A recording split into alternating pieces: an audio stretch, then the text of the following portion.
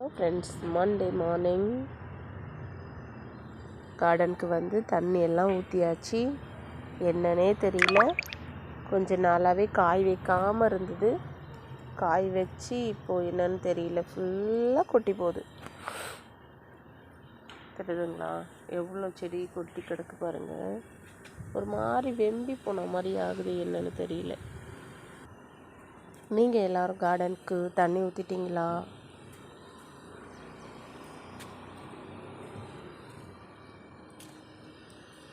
பறிப்பதற்கு தயாராக இருக்கிறது.